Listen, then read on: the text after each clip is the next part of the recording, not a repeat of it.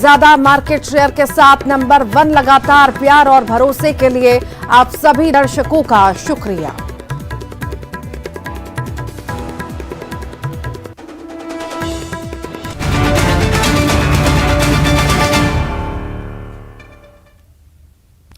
नमस्कार, बहुत स्वागत है आपका। छत्तीसगढ़ राउंड अप आप देख रहे हैं। मैं हूं आपके साथ ऋतु ज्ञानवानी। भानु प्रतापपुर विधानसभा उपचुनाव के लिए कल वोटिंग होगी। कांग्रेस और विधायक और विधानसभा अध्यक्ष रहे मनोज मंडावी के निधन के बाद भानु प्रतापपुर विधानसभा सीट खाली हुई है।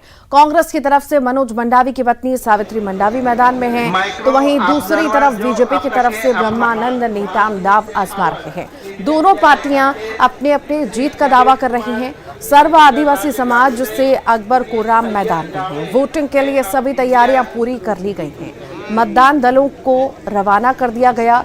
कल सुबह 7 बजे से 3 बजे तक वोट डाले जाएंगे। चुनाव के लिए 256 मतदान केंद्र बनाए गए हैं, जिसमें 17 अति संवेदनशील, 47 संवेदनशील और 24 राजनीतिक संवेदनशील मतदान केंद्र हैं। 1,95,822 मतदाता मतदान करेंगे।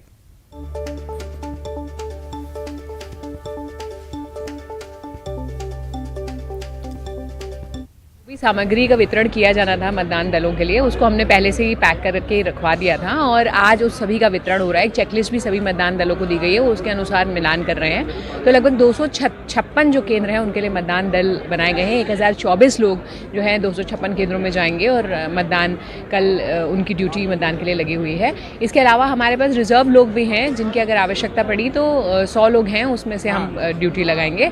तो और सुरक्षा के भी समस्त उपाय जो है वो पुलिस द्वारा किए गए हैं और जहां जहां विशेष सुरक्षा की आवश्यकता है वहां पैरामिलिट्री फोर्सेस और बाकी लोग भी लगे हुए हैं।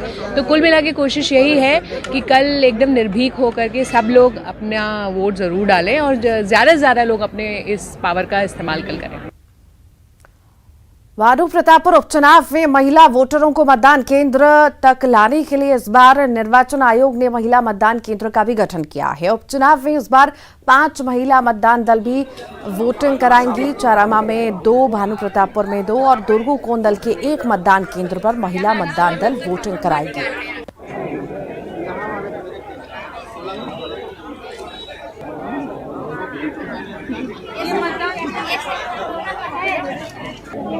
तो वहीं सीएम भूपेश बघेल ने कहा कि भानु प्रतापपुर में कांग्रेस की जीत होगी। हमारे साथी पूरी ताकत से मेहनत किए हैं और वहाँ भाई मनोज मंडावी की जो कार्य और उसके संबंध और सरकार के उपलब्धियों के आधार पर सबने वोट मांगा है। तो कल मतदान होगा। हमें पूरा विश्वास है कि उपचुनाव भी जैसे 4 उपचुनाव जीते, ये उपचुनाव भी जीतेंगे। और इसी पर ज्यादा जानकारी के लिए ममता लांजेवार हमारे साथ जुड़ गई है। ममता, भानु प्रतापपुर उपचुनाव होने जा रहा है, कल सुबह मतदान होगा, वोटिंग होगी। आखिर किस तरह की तैयारियां की गई हैं, सुरक्षा के क्या क्या इंतजामात, जानकारी विस्तार से दीजिए। सुरक्षा के क्या क्या इंतजामात, जानकारी विस्तार से। बिल्कुल, देखिए चप्पे चप्पे पर सुरक्षा व्यवस्था तैनात की गई है। भानु प्रतापपुर के साथ ही अंदर जो दुर्ग कोंदल और आसपास के जो संवेदनशील इलाके हैं वहां पर खास तौर पे अलग से फोर्स लगाई गई है और बड़ी संख्या में जो जवान है वो तैनात किए गए हैं। और जिस तरीके से बस्तर आईजी ने अलर्ट भी किया था उसका भी खास तौर पे ध्यान रखा गया है। दूसरी बात अगर हम बात करें तो ये उपचुनाव जो है वो बीजेपी और कांग्रेस दोनों के लिए ही साख का सवाल बना हुआ है और इसके बीच में सर्व आदिवासी समाज ने भी अपना प्रत्याशी उतारा है। तो जाहिर तौर पर पार्टियों ने भी काफी तैयारियां की, काफी जोर आजमाइश वहां पर की है और उसके बाद में अल्टीमेटली जो है अब कल सुबह मतदान होगा। मतदान को लेकर अगर हम बात करें तो महिला मतदाताओं के लिए खासतौर पे व्यवस्था की गई है और खासतौर पे वो महिलाएं जो छोटे बच्चों को लेकर अगर आती हैं तो वहां पर जिस तरह से हर बार मतदान केंद्रों में व्यवस्था की जाती है उस तरह की कुछ परेशानी उनको ना हो। दूसरी बात ये है कि संवेदनशील क्षेत्र है और अति संवेदनशील क्षेत्र है, वहां पर खासतौर पे बड़ी संख्या में जो जवान है वो तैनात किए गए हैं और चप्पे चप्पे पर अगर हम बात करें तो सुरक्षा व्यवस्था तैनात की गई है।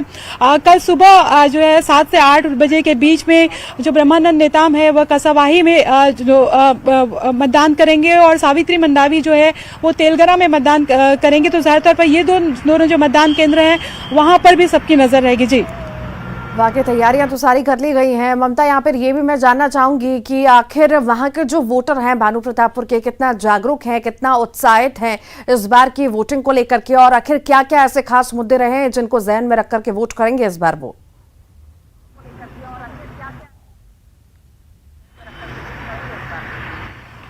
बिल्कुल देखिए, उपचुनाव को लेकर अगर हम बात करें, अचानक से चूंकि मनोज मंडावी के निधन के बाद में ये उपचुनाव हो रहा है, अचानक से उपचुनाव जो है वो आ गया है। लेकिन दूसरी तरफ अगर बात करें तो तैयारियां जो है वो पूरी पुख्ता की गई हैं।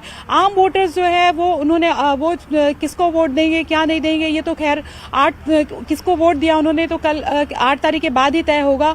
लेकिन वोटर्स में जो है इस उपचुनाव को लेकर अगर बात करें तो उत्साह जरूर दिखाई दे रहा है। और तमाम वोटर्स भले ही इस तरह से जो है वो चुनाव हो रहा है, लेकिन जब हम फील्ड में लगातार घूम रहे थे तो उनका कहना था कि वो वोट देने के लिए जरूर आएंगे। जिले को लेकर जरूर ये बात कही जा रही थी कि जो भानु प्रतापपुर के आसपास कई जो व्यापारी है उन्होंने जरूर लगा के रखा हुआ था अपने घरों के अपनी दुकानों के आसपास कि जिला नहीं तो वोट नहीं। हालांकि ऐसी कोई घोषणा पत्र जो है वो न कांग्रेस ने तैयार किया था न बीजेपी की तरफ से अपनी तरफ से कुछ कोई ऐसा वादा था। मुद्दे जो है वो खासतौर पे आदिवासी आरक्षण कम होने का मसला था। अब देखना ये है कि जिस तरीके से विधानसभा में जो विशेष सत्र बुलाया गया और आरक्षण संशोधन विधेयक भी पारित हुआ और जिस तरह से व्यवस्था की गई आरक्षण को लेकर फिर से व्यवस्था जो नई की गई उसको लेकर खासतौर पे क्या असर हुआ ये देखने वाली बात होगी। ब्रह्मानंदताम पे जो आरोप लगे थे उसको लेकर कांग्रेस जो है उसने काफी मुद्दा बनाया, लेकिन बीजेपी ने बाद में इसी को सिंपैथी वोट कार्ड की तरह खेलना चाहा। तो ये तमाम तरह की चीजें हैं, लेकिन इसके बीच में ये जरूर है कि वोटर्स का कहना है कि वो वोट देने के लिए जरूर जाएंगे और तैयारियां भी जो है वो करके रखी गई हैं। जी बहुत शुक्रिया ममता। कवर्धा से बड़ी खबर की बात करेंगे। बेजुबानों के साथ बर्बरता का मामला सामने आया। गाय को चोट पहुंचाकर मिर्ची डालने का आरोप है। अज्ञात लोगों के खिलाफ कोतवाली थाने में शिकायत दर्ज की गई है। विश्व हिंदू परिषद के कार्यकर्ताओं ने शिकायत की। कोतवाली थाने के कांपा गांव का ये मामला आपको बता रहे हैं।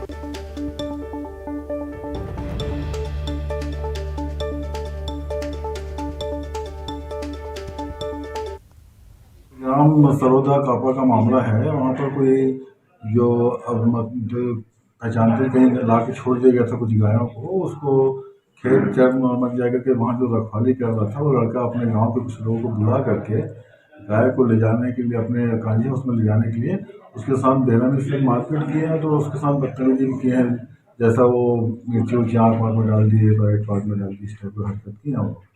किस तरह की कार्रवाई की जाती है? जो पशु क्रूरता अधिनियम में जो कार्रवाई की जाती है विधिवत तो कार्रवाई की जा रही है।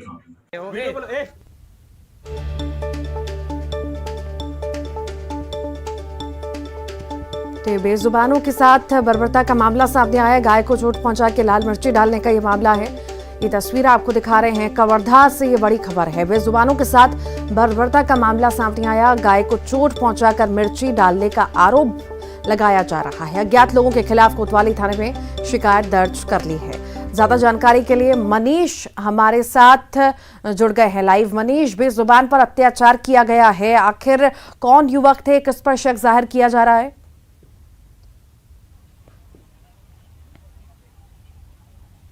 बिल्कुल रितु, ये जो है कोतवाली थाना क्षेत्र के अंतर्गत जो कापा गांव है वहां की ये पूरी घटना बताई जा रही है, जहां 6 आरोपी इस पे बताए जा रहे हैं जिनके ऊपर ये मामला भी दर्ज कर लिया गया है। इनकी गिरफ्तारी भी हो गई है। इनमें इनके द्वारा जो है एक चरवाहा भी इसमें शामिल है। 5 अन्य जो गांव के लोग हैं वो इस पूरे वारदात को अंजाम दिए हैं। इस तरह की बातें जो सामने आई हैं। विश्व हिंदू परिषद को इसकी जानकारी मिली थी कि जो कापा गांव है वहां पे कुछ बेजुबान जानवरों के साथ जो है इस तरह से बर्बरता की गई है। मारपीट के साथ जो लाल मिर्ची का पाउडर है वो उन पे डाला गया है। इस तरह से बर्बरता की जो हद है वो पार करने का प्रयास जो है उनके द्वारा किया गया, जिससे लेकर जो है काफी आक्रोश था। विहिप के कार्यकर्ता तत्काल गाँव पहुंचे और उन्हें जो है उपचार के लिए जिला चिकित्सालय जो पशु चिकित्सालय है वहां पे लेकर आए। उनका उपचार वहां पे किया जा रहा है। इसके अलावा जो आक्रोश को देखते हुए, गुस्से को देखते हुए पुलिस ने वहां तत्काल एक्शन लेते हुए जो गांव के ही 6 लोग हैं जिसमें एक चरवाहा भी शामिल है उनको गिरफ्तार करके उनको जेल भेजने की भी कार्रवाई जो है पुलिस विभाग ने की। तो इस तरह से गुस्से को शांत करने और इस तरह के जो बर्बरता करने वाले जो आरोपी हैं रितु वो सलाखों के पीछे पहुंचाए जा चुके हैं। गिरफ्तारी तो हो गई है, आरोपियों को सलाखों के पीछे भी पहुंचा दिया गया है, पर आखिर उनका मकसद क्या था? पुलिस का क्या कहना है? गिरफ्तारी हुई है, पूछताछ में क्या कुछ उगला उन्होंने, क्या जहन में रखकर ऐसी वारदात को उन्होंने अंजाम दिया, एक बेजुबान के साथ अत्याचार उन्होंने किया?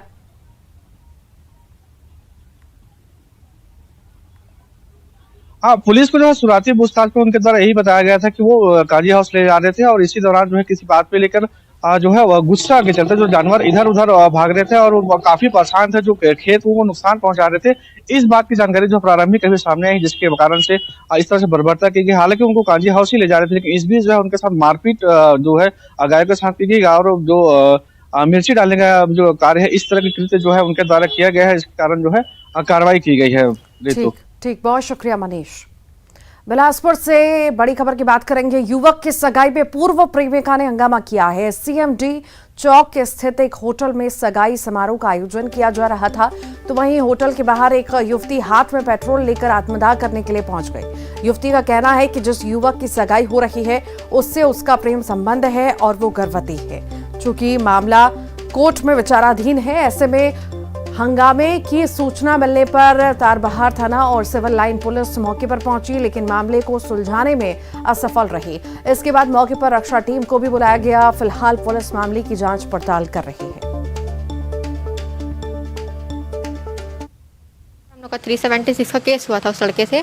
फिर उसके घर वाले आकर बोले कि इसको बेल के लिए हम लोग एप्लीकेशन लगाएंगे, आप लोग उसको निकलने दीजिएगा, फिर उसके बाद आपकी शादी करा देंगे। शादी से मुकर गया था, सिर्फ इसलिए एप्लीकेशन केस हुआ था और उसके बाद भी इन लोग वहाँ से निकालने की वजह से दूसरे से शादी करा रहे हैं। और मेन पॉइंट है कि उसकी शादी रुकनी चाहिए। सर, मैं प्रेग्नेंट हूँ, मैं कहाँ जाऊँगी? और मैं चाहती हूँ, अगर मैं ये भी नहीं बोल रही कि हमेशा के लिए रुक जाए, बस उसका कुछ फैसला हो जाए कोर्ट से, कुछ तो ऑर्डर आए, ताकि मैं अपने अकेले में कैसे हैंडल करूँगी हर चीज़। एक लड़की के लिए प्रेग्नेंट होना बहुत बड़ी बात है। तो वो शादी रुकवाना चाहते हैं? हाँ, मैं वो चाहती हूँ रुकना। तो अभी बातचीत हो पाई लड़के से आप? नहीं सर, उसके घर वाले लोग उसको रोकने नहीं दे रहे हैं, उतरने भी नहीं दिया। और उसके फादर आए हैं। मैं वहाँ रुकवाने गई थी सर, क्योंकि अगर उसकी शादी हो जाएगी तो मैं क्या करूँगी? फिर ये मेरी प्रॉब्लम है ना।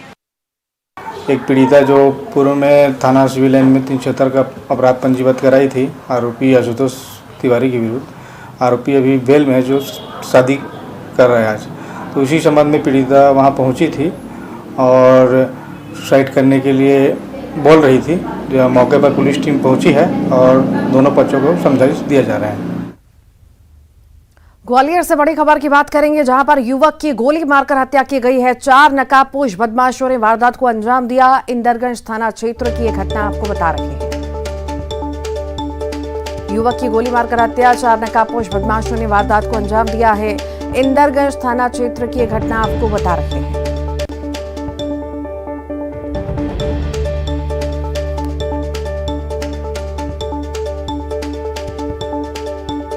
ग्वालियर की खबर आपको बता रहे हैं, जहां पर युवक की गोली मारकर हत्या की गई है।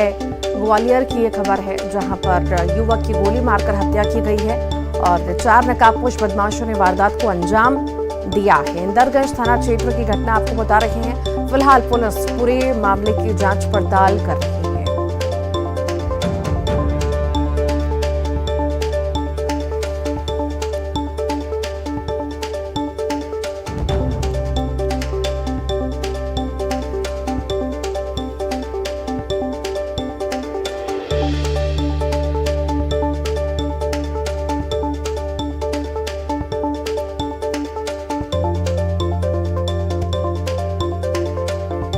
तो 4 नकाबपोश बदमाशों ने वारदात को अंजाम दिया है। बड़ी खबर इस वक्त ग्वालियर से आपको बता रहे हैं। इंदरगंज थाना क्षेत्र की घटना है, जहां पर युवक को गोली मारकर उसकी हत्या की गई है। ग्वालियर के इंदरगंज थाना क्षेत्र की ये घटना है, जहां पर युवक की गोली मारकर हत्या की गई।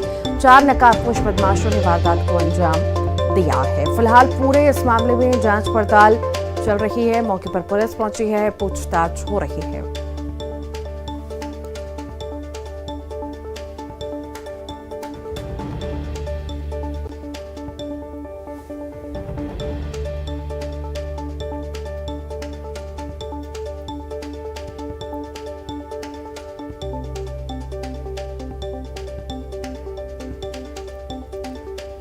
और इसी पर ज्यादा जानकारी के लिए सुशील कौशिक हमारे साथ जुड़ गए हैं। सुशील, युवक की गोली मारकर हत्या की गई, आखिर क्या है पूरा मामला?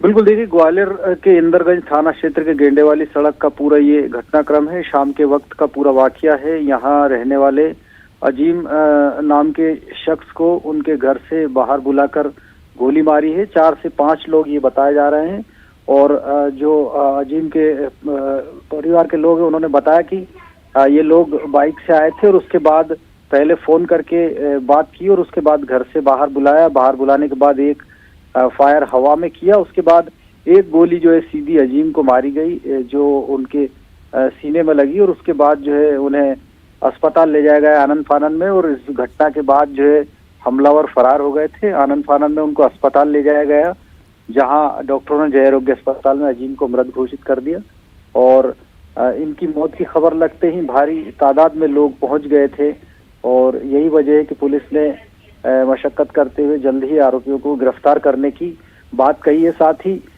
ये भी पता किया जा रहा है कि आखिरकार किस बात को लेकर ये विवाद हुआ था और किस बात को लेकर ये हत्या की गई।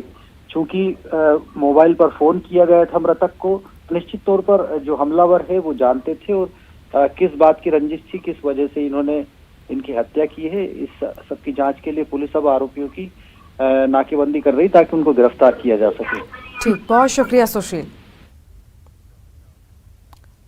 अंबिकापुर से बड़ी खबर की बात करेंगे। फाइनेंस कंपनी के लॉकर से चोरी का मामला सामने आया है। लॉकर से रुपए चुराने वाला आरोपी गिरफ्तार हुआ है। आरोपी ने लॉकर से 2 लाख रुपए की चोरी की थी। फाइनेंस कंपनी का कर्मचारी ही आरोपी निकला। पुलिस ने चोरी किए रकम को बरामद कर लिया। लखनपुर थाना का ये मामला आपको बता रहे हैं।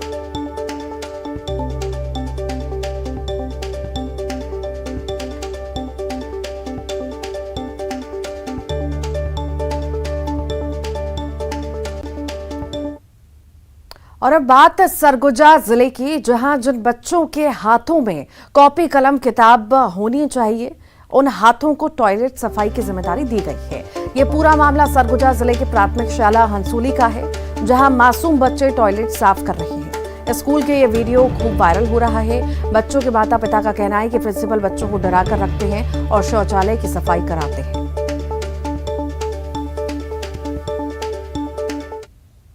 करवाते हैं तो मैं बोला चलो मैं जाके देखता हूँ। तो उस दिन मैं वीडियो बनाया सर। सर उस वीडियो को फिर गांव के ग्रुप में डाला तो उसके माध्यम से मेरे को लगता है आप लोग तक पहुंचा। नहीं, हम लोग बच्चे लोगों को यहाँ पढ़ने के लिए भेजते हैं, ना कि शौचालय साफ़ करने के लिए।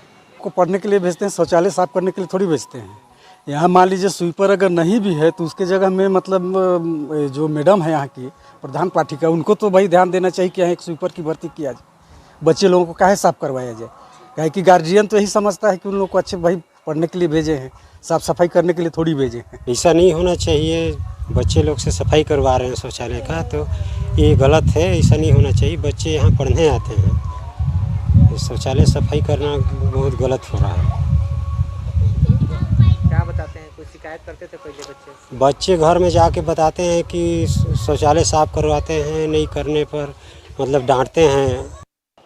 हौसली के प्राथमिक शाला में एक वीडियो वायरल हो रहा है जिसमें बच्चे जो है शौचालय साफ करते नजर आ रहे हैं। हम इस वक्त हौसली के उसी प्राथमिक शाला में हैं और यहाँ हमारे साथ अभिभावक, हम उन्हीं से जानते हैं। वीडियो वायरल हो रहा है जिसमें बच्चे टॉयलेट साफ करते दिखाई दे रहे हैं। क्या आप मानते हैं टॉयलेट साफ करना चाहिए? नहीं करना चाहिए टॉयलेट साफ। काहे कि बच्चे लोगों को हम लोग पढ़ने के लिए भेजते हैं, टॉयलेट साफ करने के लिए नहीं भेजा जाता है।